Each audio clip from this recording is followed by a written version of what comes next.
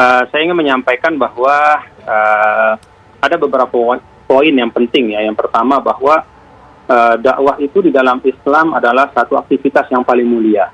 Bahkan dalam Al-Quran Allah Subhanahu Wa Taala menyampaikan bahwa waman ahsanu qawlan mimman da'a ila Allah. Bahwa tidak ada yang lebih mulia daripada mengajak kepada kebaikan. Nah, karena aktivitas ini sangat mulia, maka siapapun yang melakukannya itu harus melakukannya dengan penuh tanggung jawab. Nah, karena itu saya sering menyampaikan bahwa seorang ketika berdakwah itu sesungguhnya dia meminjam podium atau mimbar Rasulullah Sallallahu Alaihi Wasallam. Jadi apa yang dia sampaikan dan cara menyampaikan itu harus dengan penuh kebijaksanaan hingga menghasilkan kemanfaatan dari tugas dakwah itu. Itu yang pertama. Yang kedua, secara sosiologis di NTB, tokoh agama itu adalah sosok-sosok yang sangat sangat kuat ya di dalam mempengaruhi masyarakat. Jadi patron-patron yang ditiru, kemudian diikuti oleh masyarakat, ucapannya, perilakunya, gitu. Sehingga tanggung jawab sangat besar ya bagi para tokoh agama, khususnya di NTB dan bahkan mungkin di Indonesia ya. Para tuan guru untuk selalu menghadirkan hal-hal yang mengajak kepada kebaikan. Kalau ada yang panas ya didinginkan, kalau ada yang jauh ya didekatkan dan seterusnya.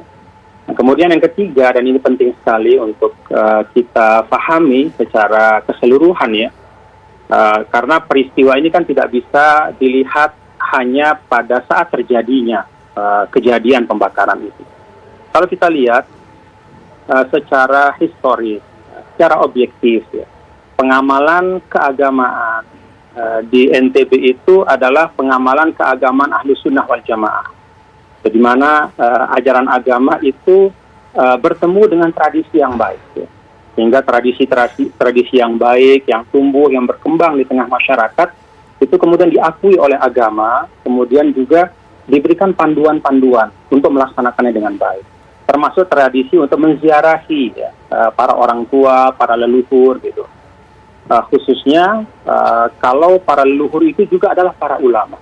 Nah, karena itu di masyarakat Nusa Tenggara Barat tradisi ziarah kubur, ya, ziarah makam para ulama, orang-orang saleh, itu adalah tradisi yang tumbuh berkembang sejak ratusan tahun. Jadi kuat sekali. Sehingga ketika misalnya ada ucapan-ucapan, ada hal-hal yang merendahkan, meremehkan, apalagi menghina tradisi yang baik yang berkembang selama ini, maka tentu masyarakat bereaksi. Nah, peristiwa yang terjadi beberapa hari yang lalu itu dalam konteks seperti ini. Jadi memang sudah cukup lama ya Mbak Putri dan para pemirsa, ada keberatan dari masyarakat terhadap konten-konten yang disampaikan ya, di dalam majelis-majelis tertentu yang merendahkan atau meremehkan tradisi keagamaan yang telah puluhan bahkan ratusan tahun diamalkan oleh masyarakat. Nah, jadi menurut saya ini juga pelajaran penting ya, bahwa kita harus arif, bijaksana ya, di dalam menyampaikan dakwah, sehingga yang dihasilkan itu adalah kemanfaatan dan kemaslahatan, bukan keresahan dan ketegangan di tengah masyarakat. Ya, selanjutnya tentu ada proses-proses hukum, proses mediasi, proses perdamaian, yaitu masing-masing ada ruang dan jalur. Kira-kira seperti itu. Adakah kemudian Pak hal tertentu yang sebaiknya dilakukan baik oleh pihak ustadz, pihak pondok pesantren begitu kepada masyarakat sehingga kemudian segala ketegangan ini bisa diredam?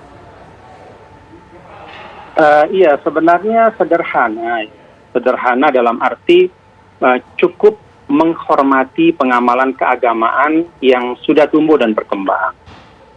Pengamalan keagamaan itu juga memiliki dasar-dasar keagamaan yang cukup kuat gitu.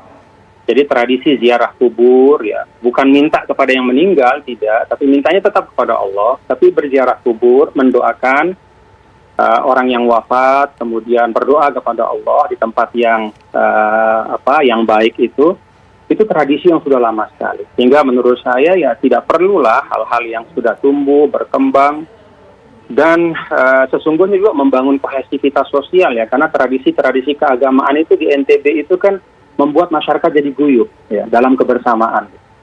Jadi hal-hal yang sudah baik, sudah berkembang, sudah menjadi pengamalan keagamaan, tidak perlu kemudian diungkit-ungkit, dipojokkan, dipersalahkan dan seterusnya. Saya pikir masih banyak sekali konten-konten keagamaan yang jauh lebih konstruktif ya. Karena kita di NTB masih punya agenda untuk pembangunan ke depan dan seterusnya, itu menurut saya justru konten-konten seperti itulah yang seharusnya ya, mengisi ruang-ruang publik atau narasi-narasi keagamaan.